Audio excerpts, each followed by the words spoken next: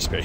He doesn't hit buildings ever. He sits in the back and slides a fists you every single time, but he can't actually get up and take out those buildings for you. But Clinkz certainly can, because Clinkz is, first of all, a lot of physical damage, a lot of single target focus, both when it comes to heroes as well as buildings. In fact, you could say so more so for buildings than anything else, but is also quite tanky, thanks to Death Pact. When you are the one controlling when the team fights are happening, Clinkz is actually decently tanky because you're obviously going to work that push in with your Death Pact timing.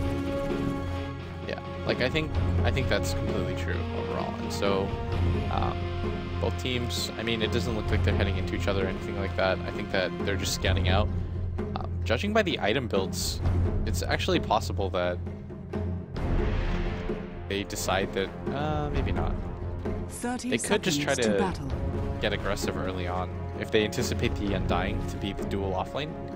Right. I think it'll be, yeah, because Ohio's already in position. That means Wushi's quad mid. Okay, it had to be one of those two, I guess. They'll probably do then Undying plus Bloodseeker offlane, and you probably want to dodge that because the Gyro plus Bane is a lot more easy to deal with, I feel. Yeah, that makes sense. I mean, generally speaking, you just don't want to fight into the Undying at all, but if you manage to, yes, you successfully dodge it in the first minute, say, you manage to get a single offlaner up against the dual aggression of the Undying +1. But then the Undying just rotates bottom lane. Aren't you stuck in a bad position at that point? Because now you're faced tri-lane versus tri-lane, and then you are then the one forced to rotate. But you still want them to react to you than anything. But I think this is some weird tricky game because both teams are reading each other before anything actually happens. FNATIC is going for the counterplay, and then they get counterplayed because it's a little bit too obvious. So now Secret is going to, it's just a back and forth mind game. Because you originally saw the Undying at top, right? Because they might have anticipated some sort of dueling. So now you're going to see the TPs. Now that you force FNATIC down, then you force yourself down. Because you can't or he's one on Ohio. He's going to be kind of caught here. Actually turns around to go for one of the last right clicks on a creep in order to heal himself up, but the last right click from Arteezy isn't quite enough. Zai does have another ice shard coming up in a second, but he just runs down the Bloodseeker, who actually kind of slowed himself down by running into those trees, and Zai is the one to pick up the first blood. So unfortunately for FNATIC, it seems like them forcing Arteezy to rotate actually turns out quite well for Secret. It was so unlucky for Ohio. Oh, and they're actually going to go on him again. Is he blocked off from this? The creeps are blocking him quite heavily. Zai is trying to get in front of him as well, but Ohio will live. Seems that four-man shield does do a decent amount of work. Johnny's going to pass over his potion, so Ohio stays in the lane for the time being, and now Johnny's going to try and help out this Bloodseeker by harassing Arteezy down a bit. This is so miserable for Clinkz against an Undying, because you already have such terrible HP pool to begin with. So losing your strength, 17 -4, he's already at 378 HP. At the same time, there is some validity to the fact that FNATIC don't actually have any nuking power to take advantage of that, plus the fact that while he does drop low in HP, percentage-wise, he's not low, right? So Bloodseeker isn't actually getting a big benefit out of Thirst. Yeah, but you still don't want to be in. He's at 302 health right now. If he gets right-clicked once by Bloodseeker, you gets it before, you get hit once by Bloodseeker, and you're that low, then you just die, because he can just chase you down. He doesn't really care if the Rubik's there or not. Once he gets a level or two of Thirst, then I'm pretty sure he's just going to try to run on Arteezy, and that's the play. And in the mid-game, they have a ton of burst. I mean, they've got the Q ultimate, if Arteezy isn't careful, there's a lot of potential for that, but I'm interested to see mainly how he decides to itemize. There's a pretty standard build nowadays that's been floating around. You go Soul Ring. Ooh, Arteezy actually got caught. I was going to say he needs to just continue to try and kite around the Bloodseeker, but Ohio very smart, recognizing what the best opportunity is. He gets with a very early boots and then immediately pushes forward alongside the Undying to force Arteezy to use that mana. And Clinkz does have a very limited mana pool, particularly if he's spamming out Searing Arrows for CS. Yeah, that's why you have to go for the Soul Ring at some point, but I mean, this is just an awkward situation because Arteezy always has 300 HP because of the decay, and so this is just a rough matchup. And something we haven't talked about, I guess, is just the fact that the bottom lane has been pretty successful for I'd say, oh, and actually... Oh, wow. What? Jumping in. Mushi actually managed to get S4. I was watching the Bloodseeker get aggressive on Kuro and Arteezy at top, but they managed to actually get the kill in the middle lane. Mushi coming up big. I'm not used to seeing that. S4 just die like that. Yeah. And this is a matchup where I guess Queen of Pain does okay, but the Razor should also do okay, so he must have just taken too much damage from that dagger. Like, I just didn't anticipate either of them really dying here in this situation, but especially since S4 has a high ground ward. Like, he should be able to spot the aggression coming, but I really want to see how that had happened, but Mushi's going to grab the top rune. And with this advantage now, like we talked about it before 10, right? Like, we really emphasize that Mushi is one of those heroes, or players that really likes to play the hero that can just solo take over a game.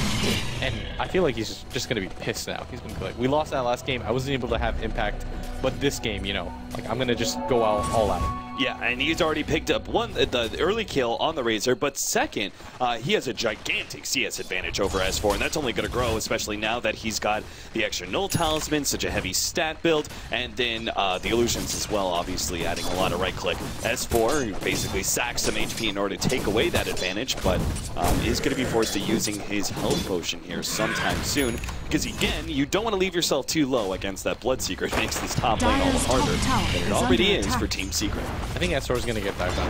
Yeah, Kuro's in some serious trouble. Tombstone gets laid out. Ohio trying to go for that last right click. Kuro has nowhere to run to. In fact, even as it does, Arteezy's done for as well. Queen of Pain does manage to pick up the kill on S4, but Arteezy, yeah, he's going to be going down before that dust runs out. So, 2 kills up in the top lane, plus they managed to take out S4 again in the middle.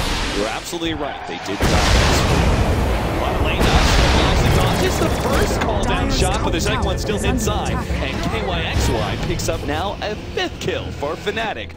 FNATIC striking back big time here in game number 2. They're just rolling right now. Like, I was focused on mid because I knew that Mushi was going to kill him. And then you were focused on, like, there's just so much action going on. Like, Mushi's reading the situations perfectly. Like, the thing is that it's easy for me to call as a caster the moves. Like, when I said he's going to dive in right here, it's easier for me to see because I can see all situations at once, right? But the fact that he was able to read that situation and he makes that play is just insane to me. Because if there was any sort of TP support, the turnaround potential is high, but he decides to go for it. He reads his instincts correctly. S4 was sitting around like 600 HP and Mushi decides to just YOLO in for it, and he manages to pick up the kill, and now this is such a significant lead because Razor, a hero like Viper, doesn't have the best flash farm potential. Like, Plasma Field isn't optimal for that, and you're picking the heroes again to win the lane, and you're no longer winning the lane whatsoever. Right? The Queen of Pain just has so much more snowball potential than you, once she starts to build up levels especially, and if you look at Secret's lineup, they don't actually have the best way to deal with her, and so this early advantage that he's building up it's not going to get better for S4 over time. He's not playing a hero like Shadow Fiend where things progressively improve. He's Razor, who's going to be pretty static in his lane. Like, he can't fall back to the jungle or anything like that. He pretty much just has to take this level of abuse. Yeah, the one advantage that Razor is, like, sometimes has with Plasma Field is like farming up a stack, right, and trying to get the Plasma Field on both sides. Say that this stack in a hard camp, but that's not possible. Like, Keeper of the Light is very focused on jungling because what else is he going to do at this point in time? Plus goes down again in the bottom lane as Ketchgimba and KYXY find the opportunity, and Team Secret are rapidly running out of space here as now FNATIC are pushing aggressively up in the top lane. They've taken away that tier 1 tower, which you know means they're going to start making frequent invasions into the jungle. So the one real safe harbor, it seemed like, for farming, which was their own jungle, is going to be taken away from them sometime soon, and Puppy is not ready for it. He's only level 3. He's not really ready to defend towers or be a part of team fights yet. He's not a factor at all. Yeah, and I did not see this Shalaka coming. Any single time we turn our head, somebody from Secret has died.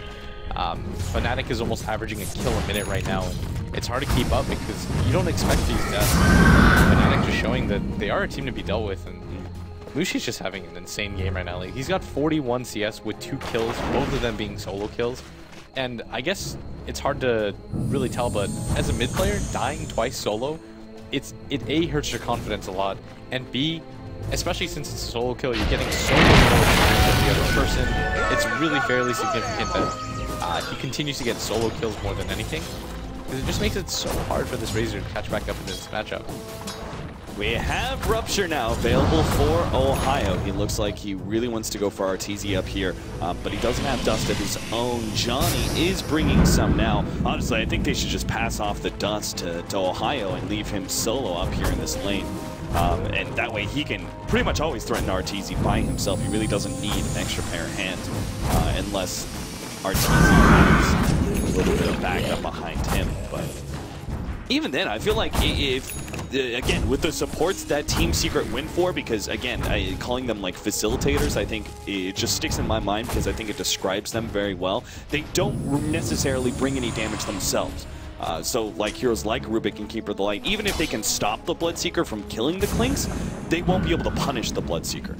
Yeah, Bloodseeker, or even Rubik, isn't very good at holding off offenses. Like, it's a hero that you want to prefer to initiate or counter-initiate with, but against a hero like Bloodseeker, the 2-second lift isn't really going to be able to do much, and so it's really difficult for anybody to survive. And if you notice, like, Secret are pretty much isolated on this half of the map. Like, they're kind of scared to branch out. Like, they stat 2 heroes behind S4, but that means Arteezy can't farm. And you pretty much can't send anybody bottom anymore, because as we saw last game, Gyrocopter is just such a godly laner. He alone with Rocket Barrage can just pretty much kill you, and Rupture's going to go off by top, but no stuns. Yep, just forcing the TP out. That's good enough. They have the Tombstone laid out behind the tower, so this means the creep wave will push into this tier 2, and it doesn't seem like Team Secret many ways to be able to defend. In fact, Arteezy already forced out, and they get another kill on the Keeper of the Light, who tried to make the escape as they were farming up that hard camp. So not only do they pick up the kill, the tier 2 tower is completely forfeit now. Team Secret are losing all ground here by the 10-minute mark, which is insane. They actually just lost control of their jungle as well. I drew that line, right? This is the outline. Nope, can't go there anymore either, because once you lose this tier 2 tower at top, there's actually almost nothing that's going to deter you. And if you're FNATIC, then the next target is to go for this mid tower, and then from there, you can pretty much just make night raids, you know, like every single time it's night, you just smoke up, go to that half, and then just let KYXY farm wherever he wants. And the problem right now for Secret is that none of their cores can really jungle. Like, if you notice, it's still pretty much just Puppy that's going for it, and now this kind of feels like a desperation smoke to open the map up again. And so Arteezy's gonna try to set this up, and they might have to Johnny. They actually bring a good amount of burst damage in. Almost nice lead there, catching him, but managed to pull out the deny. And now here comes the turnaround with Rupture already laid out. Arteezy is stuck here, and Mushi is, I believe they're gonna go for some. They know they actually lay out the kind of word. Arteezy is gonna be caught here. The Rupture runs out, but Mushi's still able to get the kill with the last bit of nuke damage, and they also pick up the Rubik as well. So Team FNATIC 9-2 now. So yes, they lose the Undying, but they pick up a couple more kills, well worth the trade up by itself, but are also seemingly going to get even more of a network advantage by taking the tier 1 tower bottom. I can't even tell that Ohio was sent to the off. No, you that's really the crazy thing. The amount of farm that he has right now, for people that aren't aware, like the fact that you have a Midas power set and 1k gold and 11 minutes, that's fantastic regardless of what lane you are. And another kill goes, they are actually just being picked apart right now. Yeah, Team Secret just falling apart before our very eyes. Team Secret, who were for many the favorites of this tournament, sort of the invincible team, is actually showing, I would say, some very large weakness against one of the biggest underdogs of this whole entire tournament. I think many people believe that FNATIC were going to be a bottom 8 team. Honestly, FNATIC just laned this really brilliantly. Like, there was no real lane that you could point to and say they had an advantage. Like, the first blood was nice, but at the end of the day, like I said, it was a Bloodseeker and Undying. Every single time that the Undying cast a K, Arteezy pretty much has to run away. Like, that's what you saw, right? He gets the KD, has 300 HP, and then the Bloodseeker just continues to farm. And any opportunity where you're low, you just die. Because the Keeper of the Light is really focused on jungling, so he can't rotate over. The Rubik is not a good defensive support whatsoever. Like, your base damage is so incredibly low, your nukes cost so much just to use to harass to begin with, so it's just way too hard for him to defend Arteezy there. And Clinkz isn't one of those heroes that is self-sufficient to begin with. And at that bottom lane, Bane plus Gyrocopter, like, if you get slept, you're dead, because you're going to get run down by Rocket Barrage every single time. So you're just seeing complete dominance, and I mean, I'm not even covering Mushi right now because all the lanes just went so well for him. The fact that he got 2 solo kills on a player like S4 is pretty ridiculous. And it looks like he's going to pick up something like a 15-minute Aghanim Scepter. And I think this is the right choice because he's just looking to snowball and get as far ahead as he can right now. Breeman smoke up, looking to catch somebody underneath that tower, and they'll find Curl immediately. Similar situation to game number 1, except for the roles are completely reversed. FNATIC are the ones getting the successful smoking into that tier 1 and will now take it away from Team Secret. What I'd like to see right now from FNATIC is just to continue the aggression. Like I said, the next target has to be this mid tower, right? You want to just completely open up the jungle if you're FNATIC. And what they're going for right now, Mushi. Oh no! Miss Sonic Wave! Mushi, uncharacteristic mistake from him. It looks like he's going to pay for it. A blink is up. He will actually be able to make the turnaround here as the rest of the team comes in, controls the 2 attackers onto Mushi.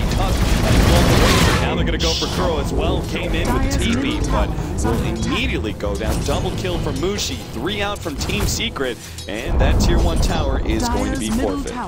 They just can't survive right now. Like, the fights that Secret took right there were pretty ideal. They were under a tower, but the Coddle gets hit by one thing. The Bloodseeker then has 450 move speed, and then he's running around 2-tapping people, and the aggression right now that they're laying on, like, I'd like to see a Shadow Blade or something like that from Ohio. Or I guess he's going to go for the Yasha. Oh, this is going to be an SNY then. Like, but I would like to just see continued aggression, like non-stop around the map. Yeah. I thought a Shadow Blade would be okay in this situation just so you can continue to put up pressure and make the supports poor, but SNY is just as good because there's no burst damage on Secret. So if you go for an SNY, there's nothing really that's going to kill you immediately. I feel like going for a BKB this early isn't worth it, but they really have, Secret have to make something happen. They're giving up a kill a minute. FNATIC are actually keeping that pace. Like I said in early game, 7-1 in 7 minutes, but again, good silence to come out from Ohio, though. Perhaps this can set up Ohio to go for some kills. In fact, sure enough, he already sun's coming forward, but the blinding light is there, and Ohio immediately has to back himself away from that. Kuro, though, is going to be cleaned up now as Mushi comes in. They still brought a couple of heroes low. Team Secret are on the retreat back to their tier 2 tower, so 1-for-1 trade-off. FNATIC seemingly not going to back down from a fight just yet. They're going to keep on pushing forward. Still, though, they're pushing into a keeper of the light. No matter how far ahead they are, they do need to be careful of that constant pushback damage. Yeah, that was a good smoke, but even in the best of situations, you're trading 1-for-1 there, and so you do have to get away with a little bit more than that, especially in the smoke gank. But if you're in a position where you're this far behind, then the better move is to simply just go for any kill that you can. Like, a trade is okay here, and I didn't even realize how absurd that word move was, but we should definitely at least, like, that's, for 15 minutes into the game, for them to build up that sort of lead, they're getting up 1,000 gold per minute over Secret right now. Pretty insane stuff, and with it always happens, right? When you've got this kind of control, it just naturally built into more and more and more. So as they get all these kills, they're getting more towers, they start getting more map aggressive vision, and situations like this occur where Kuro is spotted out, putting both his sentry here, and they now see that he's missing one of his wards, so very presumably they're going to know that it's some sort of top river ward that was placed by Kuro. That the map vision is going to be very few and far between for Team Secret, and they just are going to be forced into playing very grouped up, very defensively. Sure enough, Ketchikima already takes away that river ward. We'll also make sure he takes that bounty rune as well. Yeah, FNATIC right now are just eating up all the space that Secret have, and Secret's lineup just was not designed to get behind at any phase of the game. Because you're seeing right now what's going on is that the Razor and the Clinkz are spawning these neutral camps, but they're doing it so slow. Poor guy gets caught out by the Fiend's Grip with the double damage on Mushi.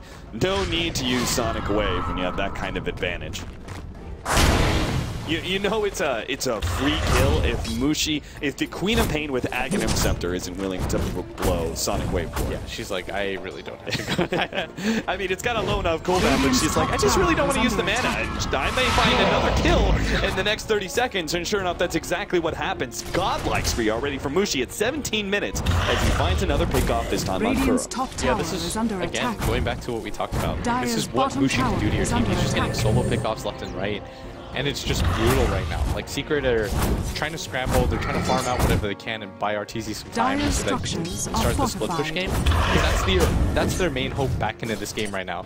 Especially with the lead that's moved on, because FNATIC, all they're going to have to do right now is go for the Roshan, and then they can pretty much play it safe and continue to put that stranglehold on a Secret, because all three of your cores are so farmed that they're self-sufficient and independent at this point that they don't have to play together at any phase anymore. Right. Because it's too hard for Mushi to die right now. Because looking at Secret's lineup, they don't have enough lockdown. the Bloodseeker and the Gyrocopter can just turn things around.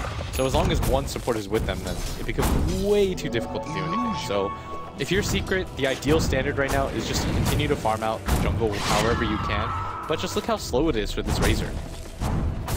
Yeah, Razor doesn't have many options. Arteezy, of course, is going to farm up the jungle a bit faster, but you're right. S4, he's still operating on pretty much just upgraded boots. He's got a Bracer, Wraith Van, and Bottle with him, but not even like a mid-game item being had by him just yet. FNATIC making invasion into the jungle, are going to grab Sonny immediately. He will be the first one out. Tombstone was laid down as well, so Team Secret need to try and get away from this one. Poppy couldn't even complete his TP out.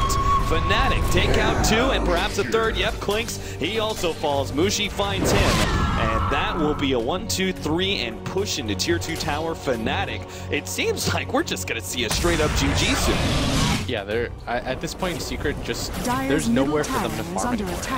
You know, they're making the right steps to try to get back into this game. It's the limitations of the lineup right now, I feel, where they just, none of their cores can really go to the jungle. Husky isn't a hero that's going to come back from the jungle, nor is Clinkz, nor is Razor. Like, those are heroes that depend on tower gold and building up an advantage and being able to parlay that into his pickups. But right now, we're just seeing FNATIC just take complete control of the game. This is what you wanted to see out of the last game, but this game, I mean, things are completely different just because of how well Mushi's playing. Like, I don't even think this is Secret playing inherently terribly in any sort of situation. It's just that Mushi is just doing whatever he wants. I really feel like he's just mad. He's saying to himself, like, why did I even bother, like, losing that last game? Like, I'm Mushi. Like, I get to do whatever I want. And now with the negatives and upcoming Octarine core, he's going to have a 30-second cooldown on his Sonic Wave, and Blink also goes to an absurd, like, 4.5 seconds or something like that. Like, it just becomes a hero that's all over the place and has nukes constantly, and with the level advantage he still has over Team Secret, just going to be blowing up heroes left and right. Bloodseeker, of course, is still quite a happy camper. He's got Hanamitis, SNY, 2,400 gold. We still haven't even gotten to the period of time where Hanamitis has paid for itself yet. So as just goes to show, as this game goes on, Ohio's going to be raking in even more items and even larger of a net worth lead over Team Secret than they already have. I mean, if you just look at the core positions, pretty much every single core of FNATIC has double the net worth of the respective core from Team Secret. Yeah, and the thing is, Ohio is buying wards for his supports now, so they can get farmed now. Like, he's just like, don't worry guys, I got this. And the net worth lead is pretty steady, but you can see some comeback potential. I mean, I think I was watching like the end of the Cloud9 game, and they were up 2 sets of racks in like 20k, so this type of lead isn't insurmountable by any means. It's just that the road to getting there right now is quite hard because of how FNATIC's playing. Like, they're playing really close to the vest, they're not forcing anything. Like, they haven't even tried to breach high ground or go for the Roshan right now. What they're relying on more than anything is complete map control and dominance, and I feel like they're just trying to crush Secret Spirits. Oh, look at this, Ketchigimba. He set himself up quite the nice little trap here. He four-stepped up into the trees and set down both a ward and counter ward, and is ready to go with a Fiend's Grip hold or sleep, and then Fiend's Grip, just any sort of delaying factor to get his allies to come over and help him out. I think he's just clowning. Like, he was just trying to force staff over the hill in case anybody was nearby, but it's pretty irrelevant. I think what FNATIC should do is go for the Roshan, and I feel like what Secret should do in response is just try to pressure this top tower as much as they can, as quick as they can, because there's no way that you're going to contest that Roche fight. Like, I feel like that's just a death sentence. None of your team has farm right now. There's just no point in dueling the net worths. Like, go for the split push at top, try to do whatever you can. Like, I think that's like the better play overall. Radiant's top tower is Play under as defensive attack. as humanly possible, try and draw out the game later and later, and if FNATIC want to try and force it, just hope they make mistakes in the process of pushing uphill. Yeah, exactly, because that can Radiant definitely happen. In are a game of Dota, fortified. nobody's really perfect, so it's not ideal to rely on the mistakes of your opponents, but it's still better than what you're doing right now. He's going to be hit by that Fiend's Grip. Mushi pops the ultimate. Arteezy will walk away with just the slightest bit of HP left. Mushi saw the blink, though. Will catch Arteezy in the end. The dust fades, but unfortunately, he's too low. The Bloodseeker passive still spies him out. And FNATIC get yet another kill for now. Beyond Godlike spree for Queen of Pain. He's 11-0 right now. He's had such a sick game. And with this, I'm pretty sure it's going to be an option for because if he was going to would have had it. That means, can you really lock down the Queen of Pain for 4 seconds? Like, I don't even think Secret's lineup has that much disable on it. Like the lift is for 2, 1.5. Like, he's just jumping in. Not at all. He's trying to force something. He doesn't even have. He's not even the one with the Aegis. I thought for a second there I misread who grabbed the Aegis, and it was actually Mushi. But no, Mushi's just like, whatever. I'm gonna jump in there. Don't care. And he still manages to get out, despite the fact that he didn't have Octarine Core yet. His allies help him out with a couple of defensive force staffs, and he is good to go. Yeah, it's actually insane that he's just allowed to blink there. And if you notice, Secret's wards, though, they're still placing good wards. They have vision in areas that they need to, where they think they're going to get assaulted from. But right now, if you look at FNATIC's wards, I guess we don't talk about wards enough in general, but the way that they're warding is just to strangle, just kind of cut off wherever farm angles they can go for. Like, this makes it so that nobody can farm the nations and they can't go for the Roche attempt. This is the entrance to the jungle, which is a lot more safe because you notice there's already a preemptive ward there, right? And then they're just continuing to ward in places so that there's nowhere that Secret feels safe.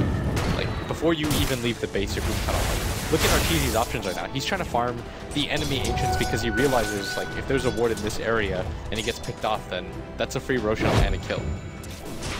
Yeah, especially like the fact that he's coupling the wards. Mushi, there's no way he dies here, right? He's got to blink up in a second. Ooh, that was actually closer than I expected, but goes to show the power of Clinkz. Now Ohio is going to have some slight issues. They actually brought S4 back. They can easily get this kill, but Ohio just gets the force staff away, and he still had a bit of mana left. I was going to say earlier that Puppey, the Keeper of the Light, is a decent, like, very, very soft, but he is a counter to the Bloodseeker in that he has both Blinding Light, which is good at being able to just stop the Bloodseeker's damage, which is obviously priority in right clicks, and then also his Mana Link, which is quite good because Bloodseeker relies on his innate mobility when people are at low HP. Oh yeah, for sure. Like Bloodseeker or Keeper of the Light is it's just an annoying hero to play against. Once there's 4 staffs in the game and stuff like that, you can use the Blinding Light Oh, Mushi gets a 3-man Sonic Wave. The Snowball manages to save the Keeper of the Light for the time being, but it only provides a slight moratorium in his death.